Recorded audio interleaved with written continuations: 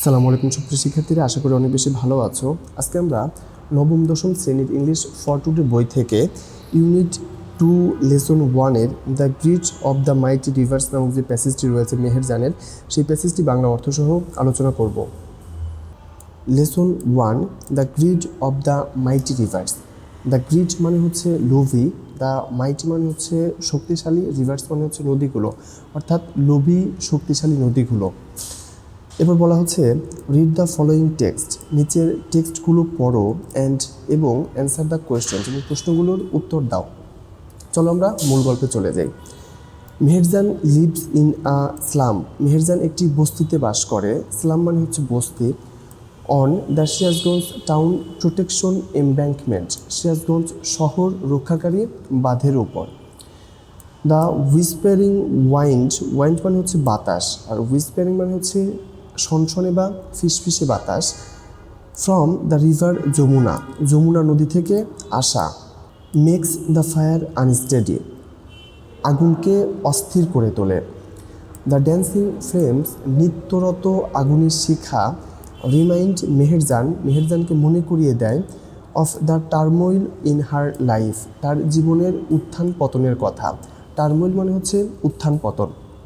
তো প্রথম অংশে আমরা দেখতে পেলাম যে মেহেরজান হচ্ছে একটা মেয়ে মানুষ বা মহিলা, যে হচ্ছে সিরাজগঞ্জ শহর রক্ষাকারী যে বাঁধ, সেই বাঁধের একটা বস্তিতে বসবাস করে, এবং সে যখন আগুন জ্বালায়, সেই আগুনের হচ্ছে যমুনা নদী থেকে আসা যে ফিসফিসে মৃদু বাতাস, সেই বাতাস হচ্ছে আগুনকে অস্থির করে তোলে, এবং সেই বাতাসে আগুনের যে শিখা, সেই শিখাগুলো উঠতে থাকে, একবার উপরে ওঠে একবার নিচে নামে, এবং সেইটা দেখেই মেহেরজানের মনে হয় যে তার জীবনের যে উত্থান পতন হয়েছিল সেটা তার মনে আসে।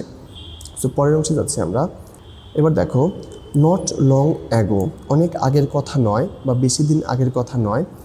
মেহেরজান হ্যাড এভরিথিং, মেহেরজানের সবই ছিল। আ ফ্যামিলি, একটি পরিবার। অ্যারাবেল ল্যান্ড, চাষযোগ্য ভূমি।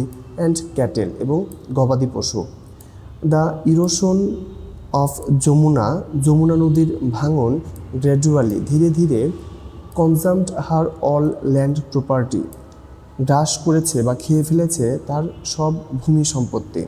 ইট ফাইনালি ক্লেইমড, এটি সর্বশেষ দাবি করেছিল বা কেড়ে নিয়েছিল হার অনলি শেল্টার, তার একমাত্র আশ্রয়।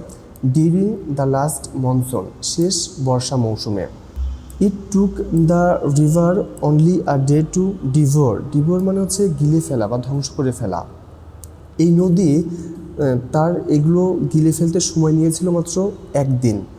মেহেরস হাউস, মেহেরের বাড়ি। ট্রিজ, গাছগুলো। ভেজিটেবল গার্ডেন, সবজির বাগান। অ্যান্ড ব্যাম্বো বাঁশ, এবং বাঁশের ঝাড়। তাহলে আমরা দ্বিতীয় অংশে দেখলাম যে খুব বেশি দিন আগের কথা নয়, একসময় মেহেরজানের সবই ছিল, তার একটা পরিবার ছিল, তার চাষযোগ্য ভূমি ছিল, গবাদি পশু ছিল, কিন্তু এই যে যমুনা নদীর ভাঙন, এই ভাঙন ধীরে ধীরে তার যে ভূমি সম্পত্তি ছিল তার সবই গ্রাস করে নিয়েছে, এবং সর্বশেষ তার যে সম্পত্তিটুকু ছিল, যে আশ্রয়টুকু ছিল, সেটা হচ্ছে গত বর্ষার মৌসুমে এই নদী কেড়ে নিয়েছে। এবং এই নদী তার এই সব কিছু, তার বাড়ি, তার গাছপালা, তার হচ্ছে সবজির বাগান, এবং তার হচ্ছে বাঁশের ঝাড়, এই সব কিছু গিলে ফেলতে মাত্র একদিন সময় নিয়েছিল। এরপর পরের অংশ দেখো। She had a family once, তার একসময় একটা পরিবার ছিল। ওভার দ্য ইয়ার্স, বছরের পর বছর ধরে। She lost her husband and her family to diseases that, সে তার স্বামী এবং পরিবারকে হারিয়েছে। ক্রুয়েল হাঙ্গার, নিষ্ঠুর ক্ষুধা। And poverty brought to the family, এবং ক্ষুধার জ্বালায় বিভিন্ন ধরনের রোগ ব্যাধির কারণে। তো এই লাইনের মিনিং দাঁড়ালো এটা যে বছরের পর বছর ধরে নির্মম ক্ষুধা এবং দারিদ্র্য থেকে যে বিভিন্ন ধরনের রোগ ব্যাধি এসেছিল, সেগুলো তার স্বামী এবং পরিবারের সদস্যদেরকে কেড়ে নিয়েছিল বা সে হারিয়ে ফেলেছিল। নাও, এখন। She is the only one left to life, সে এখন একাই বেঁচে আছে। অন উইথ দ্য লস, সাথে হারানোর বেদনা। অ্যান্ড দ্য পেইন, এবং কষ্ট যন্ত্রণা। দ্য গ্রিডি যমুনা, এবং এই লোভী যমুনা। হ্যাজ শাটার্ড, ভেঙে চুরমার করে দিয়েছে। হার ড্রিমস, তার স্বপ্ন। অ্যান্ড হ্যাপিনেস, তার সুখ। তাহলে এই অংশে আমরা দেখলাম যে এই যে মেহেরজান তার একসময় খুব একটা সুখী পরিবার ছিল এবং বছরের পর বছর ধরে নির্মম ক্ষুধা এবং দারিদ্র্য থেকে আসা যে বিভিন্ন ধরনের রোগ ব্যাধি ছিল সেই রোগ ব্যাধির কারণে তার স্বামী এবং তার পরিবারের মানুষ মারা গিয়েছিল এবং এই যে তার স্বামী এবং পরিবারের লোকজন মারা গেল সেই গভীর বেদনা এবং দুঃখ নিয়ে সে এখন শুধুমাত্র একাই বেঁচে আছে। আর এই যে যমুনা নদী, যে নদী তার হচ্ছে তার সব সম্পত্তি কেড়ে নিয়েছে, এই নদী তার হচ্ছে সব স্বপ্ন এবং তার সুখ চুরমার করে দিয়েছে। এরপরে দেখো, there are thousand others story waiting to share. এরকম আরও অসংখ্য গল্প অপেক্ষা করছে ভাগ করার জন্য। দ্য সেম ফেট, একই পরিণতি, লাইক মেহেরজানের মতো। অর্থাৎ মেহেরজানের যে গল্পটা, এরকম আরও অসংখ্য গল্প অপেক্ষা করছে এই একই রকম পরিণতি ভোগ করার জন্য। Bangladesh is a land of rivers. Bangladesh একটি নদীমাতৃক দেশ। সাম অফ হুজ ব্যাঙ্কস মানে হচ্ছে নদীর তীর, ওভারফ্লোস, কিছু নদীর তীর বা পার উপচে পড়ে, অর ইরোড ভেঙে যায়, ডিউরিং দ্য মনসুন, বর্ষার মৌসুমে। অর্থাৎ বাংলাদেশ হচ্ছে একটা নদীমাতৃক দেশ। এই নদীমাতৃক দেশের কিছু নদী আছে যেগুলোর হচ্ছে বর্ষার মৌসুমে এগুলোর তীর বা পার হচ্ছে পানি উপচে পড়ে অথবা হচ্ছে পার ভেঙে যায়। Erosion is a harsh reality. নদী ভাঙন একটি কঠিন বা নিষ্ঠুর বাস্তবতা। For the people living along the river banks, নদী পাড়ে বসবাসরত মানুষদের জন্য। ডিউরিং ইজ মনসুন, প্রতি বর্ষায় many more villages are threatened, অনেক গ্রামবাসী বা বসবাসকারী হুমকির মুখে পড়ে। বাই দ্য মাইটি, প্রবল শক্তিশালী, রিভার্স, নদীর, লাইক যেমন the Jamuna, the Padma and the মেঘনা। অর্থাৎ প্রতি বর্ষার মৌসুমেই অনেক মানুষ এই যে নদী ভাঙন, এই নদী ভাঙনের হুমকির মুখে পড়ে। যেরকম কয়েকটা নদী হচ্ছে যমুনা, পদ্মা এবং মেঘনা। তাহলে এই অংশে আমরা দেখলাম যে শুধুমাত্র মেহেরজানের গল্পই নয়, এরকম মেহেরজানের মতন আরও অসংখ্য মানুষের গল্প অপেক্ষা করছে এই ধরনের পরিণতি হওয়ার জন্য। এবং বাংলাদেশ হচ্ছে একটা নদীমাতৃক দেশ এবং এই দেশের যে অনেক নদী আছে যেগুলো হচ্ছে বর্ষাকালীন সময়ে এর যে পার রয়েছে বা তীর রয়েছে সেই তীরে হচ্ছে পানি উপচে পড়ে অথবা সেই পার ভেঙে যায়।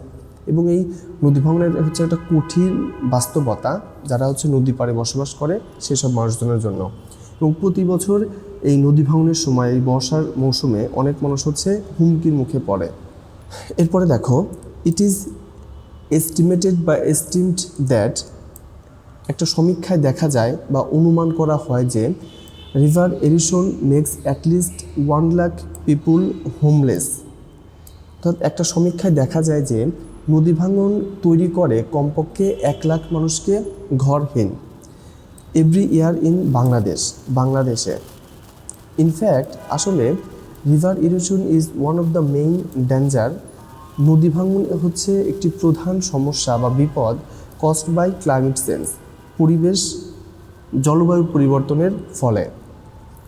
If we can not take prompt actions, যদি আমরা তাৎক্ষণিক পদক্ষেপ গ্রহণ করতে না পারি বা দ্রুত কোনো পদক্ষেপ নিতে না পারি, to adapt to the climate change, জলবায়ু পরিবর্তনের সাথে খাপ খাওয়াতে, there will be thousands of more Meherjans, সেখানে মেহেরজানের মতন আরও অসংখ্য মানুষ তৈরি হবে। In our towns and the villages every year, আমাদের গ্রামে এবং শহরে। তাহলে এই অংশে আমরা দেখতে পেলাম যে একটা সমীক্ষায় দেখা যায় বা অনুমান করা হয় যে নদী ভাঙন বাংলাদেশে প্রতি বছর প্রায় 1 লাখ মানুষকে ঘরহীন করে ফেলে। এবং মূলত হচ্ছে এই যে জলবায়ু পরিবর্তন, এই জলবায়ু পরিবর্তনের ফলে কিন্তু এই নদী ভাঙন হচ্ছে একটা প্রধান বিপদ হয়ে দাঁড়িয়েছে। এবং আমরা এই জলবায়ু পরিবর্তনের সাথে যদি নিজেদেরকে দ্রুত পদক্ষেপের মাধ্যমে পরিবর্তন করে না নিতে পারি, যদি খাপ খাইয়ে নিতে না পারি, তাহলে এরকম মেহেরজানের মতন আরও অসংখ্য মানুষ এরকম তার মতন বিভিন্ন গ্রামে বা বিভিন্ন শহরে তৈরি হবে। তো শিক্ষার্থীরা এটি ছিল আমাদের আজকের ভিডিওটি ভালো লাগলে অবশ্যই লাইক, কমেন্ট এবং সাবস্ক্রাইব করতে ভুলবে না। এবং ভিডিওর যে কোনো অংশ না বুঝে থাকলে অবশ্যই কমেন্টে জানাবে। দেখা হবে অন্য একটি ভিডিওতে। সে অবধি সবাই ভালো থাকো। আল্লাহ হাফেজ।